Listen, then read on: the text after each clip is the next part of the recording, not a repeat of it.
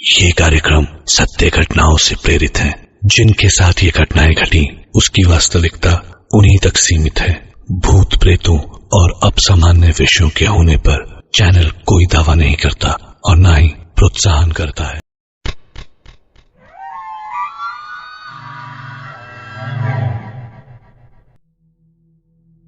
सो hey everyone, कैसे हैं आप सब। मेरा नाम है दीपक विश्वकर्मा और आप देख रहे हैं dark legend horror stories YouTube channel, जहां मैं आप सभी को डरावनी कहानियां सुनाता रहता हूं।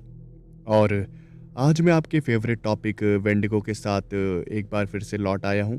और आज की इस वीडियो में मैं आप सभी को वेंडिगो की एक डरावनी कहानी जो है वो सुनाने वाला हूं। तो कुछ दिनों पहले मैंने कम्युनिटी पोस्ट डाला था जिसमें मैंने पूछा था कि नेक्स्ट टॉपिक जो है वो क्या होना चाहिए, आप किस टॉपिक के ऊपर जो है वो स्टोरी सुनना चाहेंगे। तो कुछ कमेंट आए थे जिसमें मुझे कहा गया था कि जिन के ऊपर हॉरर स्टोरीज सुनाओ। तो कल रात को मैंने जिन के ऊपर हॉरर स्टोरीज़ वाली वीडियो को जो है वो अपलोड कर दिया है। तो आपको अगर जिन की हॉरर स्टोरीज़ अच्छी लगती हैं तो आप उस वीडियो को सुन सकते हैं और कमेंट करके ज़रूर बताइएगा कि आपको वो वीडियो कैसी लगी। तो चलिए बढ़ते हैं आज की कहानी की तरफ। लाइक एम रखते हैं 500 लाइक्स का। मैं जानता हूँ कंप्लीट तो नहीं होंगे, लेकिन कोई बात नहीं। चैनल पर नए हैं तो सब्सक्राइब कर लीजिए और अपने जो हेडफोन्स हैं उन्हें लगा लीजिए, क्योंकि कहानी जो है वो अब शुरू हो रही है। एक जंगल के बीच बसा हुआ एक सुंदर सा गांव, जहां पर हर चीज बहुत अच्छी थी। वहां के लोग, वहां का पानी, वहां की हवा और वहां का माहौल, सब कुछ बहुत अच्छा था। वो लोग एक दूसरे के प्रति काफी प्रेम भाव रखते थे। हर कोई वहां पर खुश रहता था। लेकिन इतनी सारी खुशियां होने के बावजूद भी उन सभी गांव वालों के दिलों में एक चीज का खौफ काफी ज्यादा था। और वो खौफ था एक रहस्यमय जीव का, एक ऐसे नरभक्षी का जिसके सामने अगर कोई जीवित व्यक्ति आ जाए तो वो वापस कभी जिंदा लौट कर आ नहीं पाता। वो गांव जिस जंगल में बसा हुआ था, उस जंगल में एक रहस्यमय जीव रहा करता था जिसका नाम था वेंडिगो। लोगों का मानना था कि वो आदमखोर वही जंगल में अंधेरे कोनों में घूमता रहता है और उसके आसपास उसे कोई व्यक्ति नजर आता है तो वो नरभक्षी उस व्यक्ति को अपना भोजन बना लेता है। इसी वजह से रात के वक्त कोई व्यक्ति जंगल में जाने की हिम्मत नहीं करता था। जैसे ही अंधेरा होना शुरू होता था, सारे लोग गांव में वापस आ जाते थे और उसके बाद अपने घर से बाहर नहीं निकलते थे।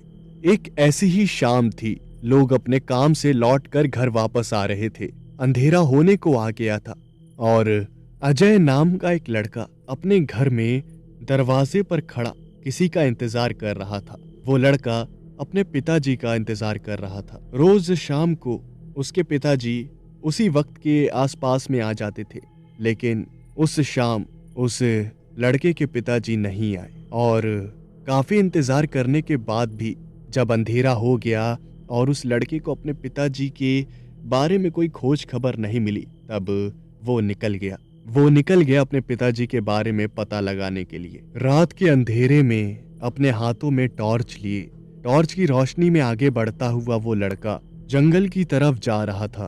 तभी गांव के एक व्यक्ति ने कहा, बेटा इतनी रात को तुम यहाँ पर? अंधेरा हो गया है, तुम्हें पता है ना हमारे गांव में अंधेरा होने के बाद कोई घर से नहीं निकलता, तो तुम क्यों निकले हो? और फिर उस लड़के ने कहा, अंकल मेरे पिताजी अभी आए नहीं हैं और मुझे काफी चिंता हो रही है, इसलिए मैं देखने जा रहा हूँ कि आखिर वो कहाँ रह गए हैं। जब ये बात उस गांव के व्यक्ति ने सुनी तब उसने कहा, क्या तुम्हारे पिताजी अभी तक घर नहीं आए? ऐसा कैसे हो सकता है, वो तो इतने वक्त तक घर आ जाते हैं। और फिर उस लड़के ने कहा, जी यही बात सोचकर मैं परेशान हो रहा हूँ और अपने पिताजी को ढूंढने के लिए निकला हूँ। उस गांव वाले व्यक्ति ने कहा, अच्छा सुनो, मत जाओ जंगल में, तुम मत जाओ, जंगल में खतरा है, तुम थोड़ा और इंतजार कर लो और अगर तुम्हारे पिताजी नहीं आते हैं तो उसके बाद जो है देखते हैं क्या करना है। 1 घंटा रुकने के बाद भी कोई भी खोज खबर नहीं मिली और फिर उस लड़के ने कहा, अंकल काफी वक्त हो गया है और मुझसे और इंतजार नहीं हो रहा, अब मैं जा रहा हूँ जंगल की तरफ। और उस व्यक्ति ने कहा, अरे बेटा रुक जाओ, तुम मत जाओ, मैं कुछ करता हूँ। ये कहकर वो व्यक्ति गांव के घरों के दरवाजे खटखटाने लगा और उसने बहुत सारे लोगों को इकट्ठा कर लिया। गांव के लोग आए और उन्होंने उस व्यक्ति से कहा, क्या हुआ इतनी रात को, कोई बात है क्या?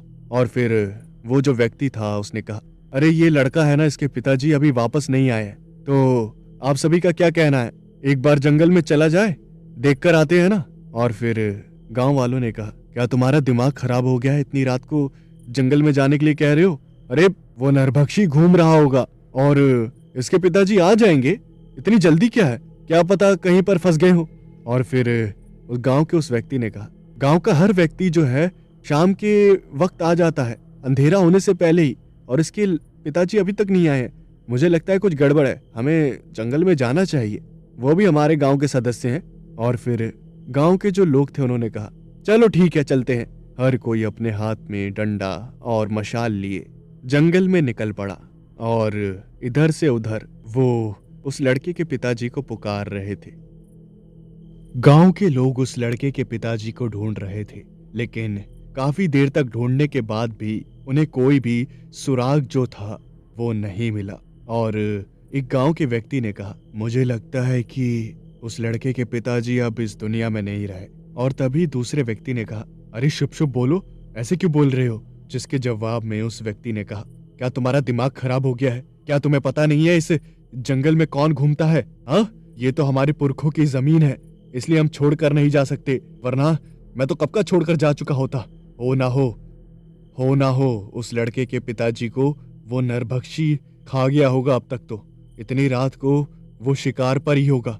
जब उस व्यक्ति की बात गांव वालों ने सुनी तब वो सभी बहुत ज्यादा डर गए और उनके पैर जो थे वो कांपने लगे। सारे लोग कह रहे थे, चलो अब चलते हैं, बहुत ढूंढ लिया है, भगवान ना करे वो आदमखोर अब आ गया तो हम सबको खा जाएगा, चलो चलो चलते हैं।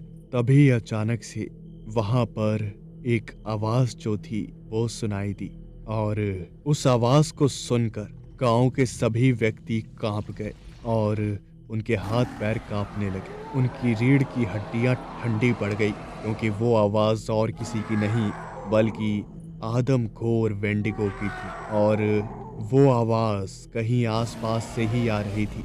इसका मतलब वो नरभक्षी जो था वो गांव वालों के आसपास ही कहीं छुपा हुआ था। गांव वालों ने कहा, भागो भागो, इससे पहले वो हम पर हमला कर दे।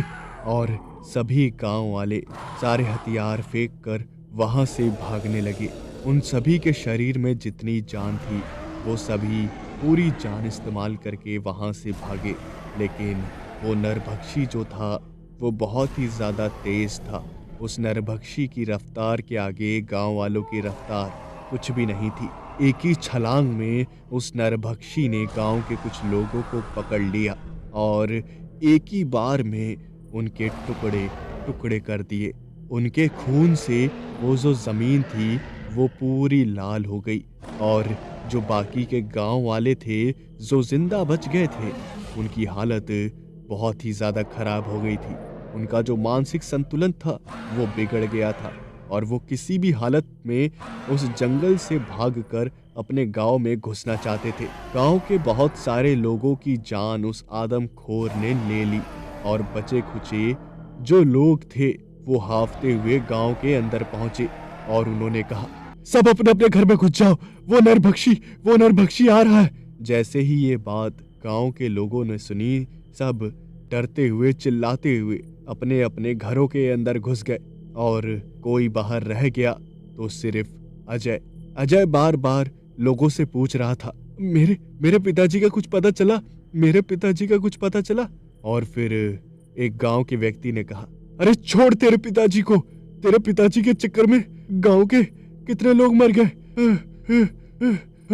पूरा जंगल का जो वो जो व्यक्ति था वो कुछ बोलने की हालत में नहीं था, उसके मुंह से शब्द निकल ही नहीं रहे थे। वो बहुत ही ज्यादा घबराया हुआ था और वो जो अजय था वो बार बार पूछ रहा था, बताइए ना, कुछ पता चला मेरे पिताजी के बारे में, बताओ ना, आपको हुआ क्या है, आप कुछ बता क्यों नहीं रहे हैं। और फिर गांव के एक व्यक्ति ने कहा, बेटा अब तुम्हारे पिताजी कभी नहीं आएंगे, हम उन्हें ढूंढने के लिए गए थे लेकिन हमारा सामना उस नरभक्षी से हो गया और उस नरभक्षी ने कई लोगों की जानें ले ली।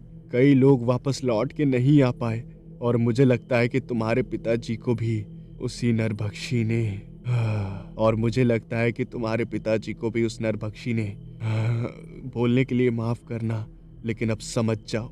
जब ये बात अजय ने सुनी तब उसके पैरों तले जमीन खिसक गई और उसने कहा, नहीं, ऐसा नहीं हो सकता, ऐसा नहीं हो सकता, ऐसा नहीं हो सकता। मैं जानता हूँ मेरे पिताजी को कुछ नहीं हुआ है। मैं जा रहा हूँ अपने पिताजी को ढूंढने के लिए। और गांव के लोगों ने कहा, बेटा क्या तुम्हारा दिमाग खराब हो गया है? हम बड़े बड़े लोग गए थे, उसने दर्जनों व्यक्तियों को मौत के घाट उतार दिया, वो भी कुछ चंद पलों में। अगर तुम वहां पर गए और उसने तुम्हें देख लिया तो बेटा वो तुम्हें भी मार देगा। अजय ने कहा, मेरे पिताजी ही मेरा सब कुछ है और उनके लिए मैं जान भी दे सकता हूँ। अगर उनको ढूंढते हुए मेरी जान चली भी जाएगी तो मुझे कोई गम नहीं है। मैं जा रहा हूँ। ये कहकर वो छोटा सा लड़का गांव से निकल गया। लोगों ने बहुत रोकने की कोशिश करी, बहुत समझाने की कोशिश करी, लेकिन उस लड़के ने किसी की नहीं सुनी और वो जंगल के लिए निकल गया। जैसे जैसे वक्त बीता वैसे वैसे रात बीतती गई और सुबह हो गई, लेकिन उस लड़के का कोई पता नहीं चला। गांव वालों को लगा कि अजय भी उस नरभक्षी के हाथों मारा गया और यही सोचकर लोगों ने अजय को और उसके पिताजी को भुला दिया। धीरे धीरे काफी साल बीत गए। गांव में एक गाड़ी आई और उस गाड़ी के अंदर एक ऑफिसर बैठा हुआ था। उस गाड़ी में बैठे ऑफिसर को देखकर गांव के सभी व्यक्ति सोच में पड़े थे कि आखिर ये ऑफिसर है कौन। और तभी गांव के एक व्यक्ति ने कहा, अरे ये तो फॉरेस्ट ऑफिसर है, ये यहाँ पर कैसे? और फिर वो जो गाड़ी थी वो रुकी और उसके बाद उस गाड़ी के बाहर एक ऑफिसर निकला। उस ऑफिसर को देखकर गांव वाले एक जगह इकट्ठा हो गए और उस ऑफिसर ने कहा, क्या हुआ, आप सभी मुझे ऐसे क्यों देख रहे हैं? और फिर गांव के सभी व्यक्तियों ने कहा, साहब आप कौन हैं? और फिर वो जो ऑफिसर था उसने कहा, ये मेरा ही तो गांव है। और जैसे ही ये बात गांव वालों ने सुनी तब गांव वाले एक दूसरे की शक्ल देखने लगे और गांव के एक व्यक्ति ने कहा, साहब आपका गांव, आप तो यहाँ पर रहते नहीं।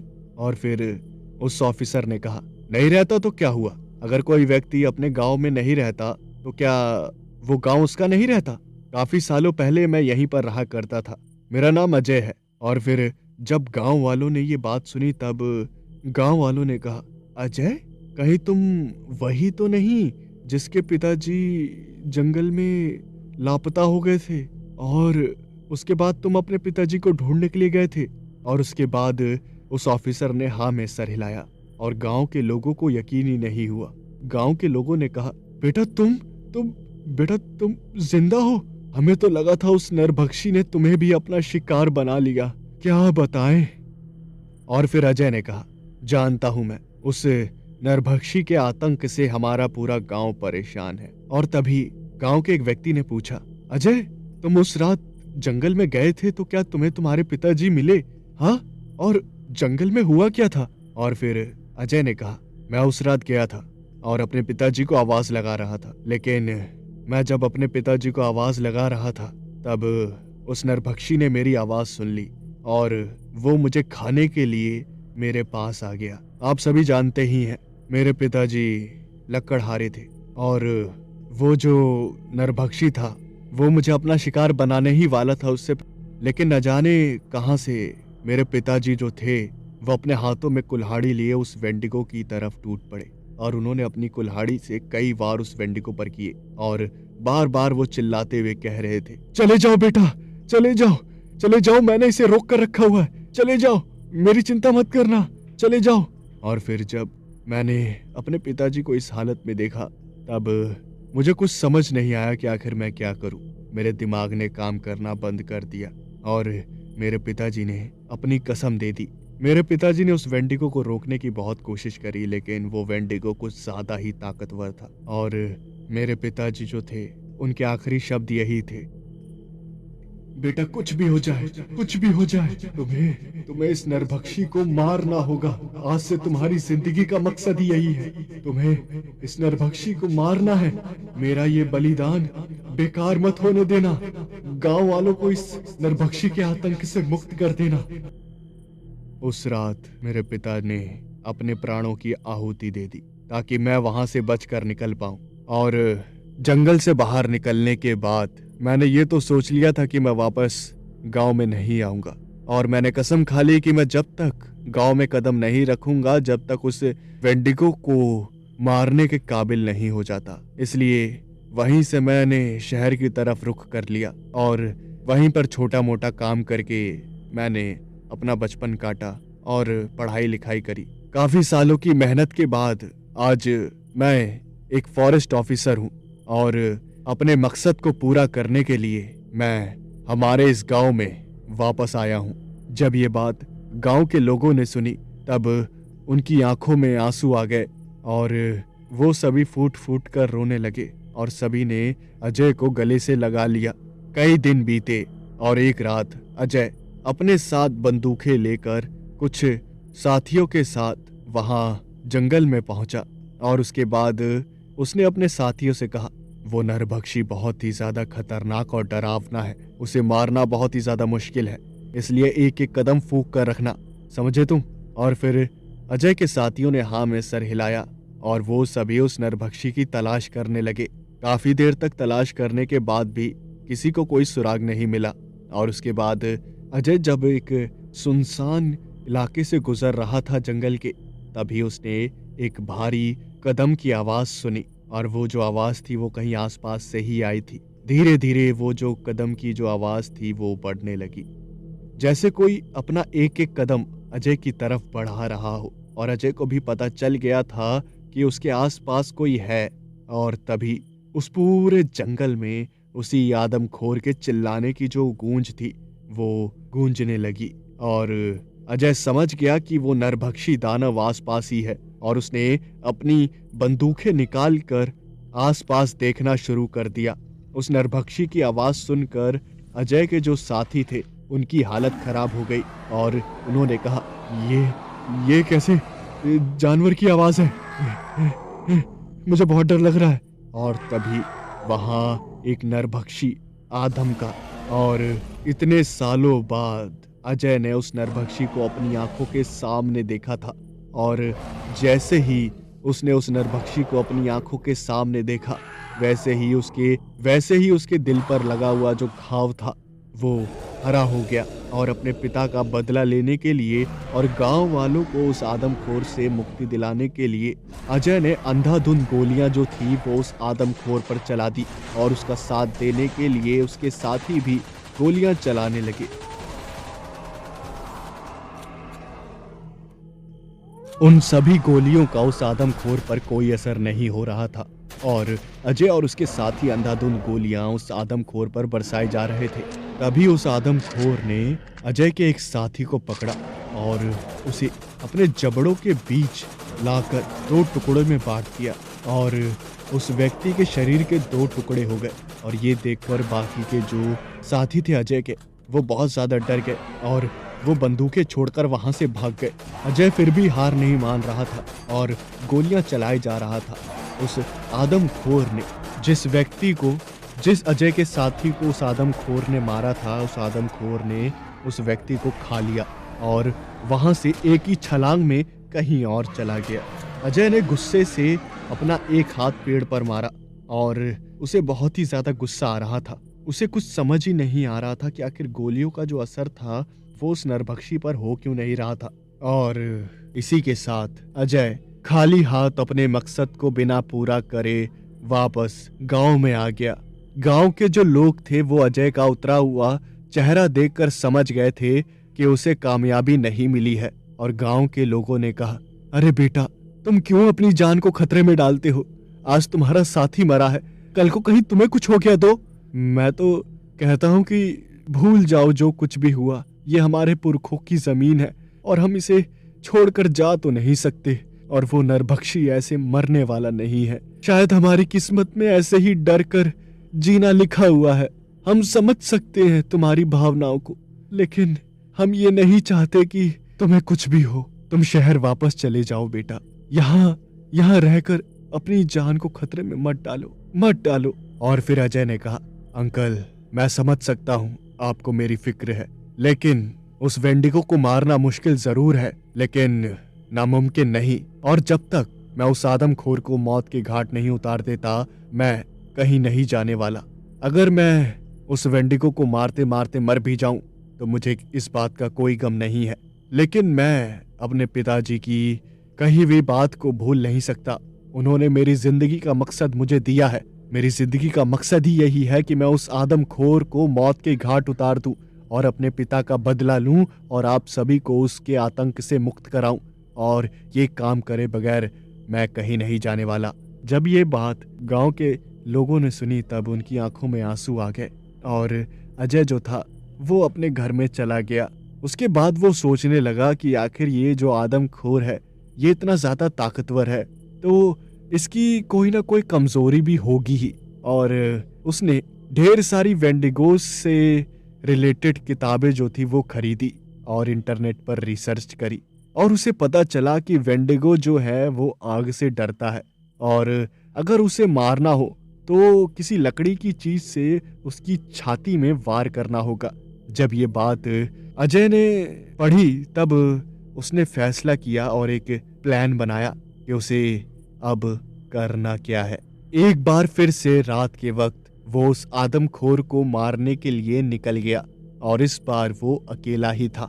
काफी देर जंगल में इधर से उधर भटकने के बाद भी वो आदमखोर जो था वो उसे नहीं मिला और जानबूझ के अजय चिल्लाने लगा ताकि वो अगर आदमखोर आसपास हो तो वो अजय के पास आ जाए। और कुछ देर बाद ही ये जो तरीका था वो काम आ गया। वो आदमखोर अजय की चिल्लाने की आवाज सुनकर उसके पास अपनी जीभ लपलपाते हुए आ गया।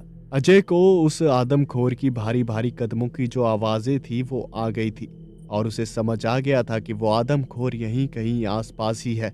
जैसे ही वो आदमखोर अजय के पास आया तब अजय ने वहां से दौड़ लगा दी और वो आदमखोर भी अजय के पास दौड़ने लगा। तभी दौड़ते दौड़ते अजय उस आदमखोर को एक जगह पर ले आया और उसके हाथ में एक लाइटर था।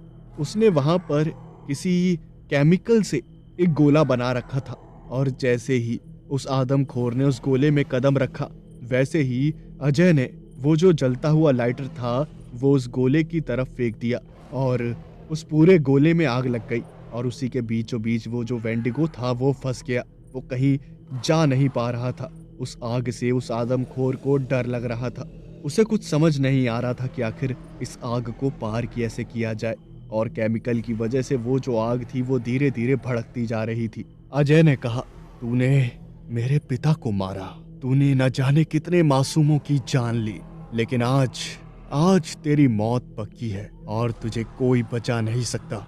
और अजय ने अपनी पॉकेट से एक ग्रेनेड निकाला और उस ग्रेनेड की पिन खींचकर उसी गोले के अंदर उस वेंडिगो के पास फेंक दिया और जो धमाका हुआ उस धमाके की वजह से वेंडिगो के चिथड़े उड़ गए और अजय ये सब देखकर रोने लगा क्योंकि उसका सालों पुराना मकसद जो था वो पूरा हो गया था।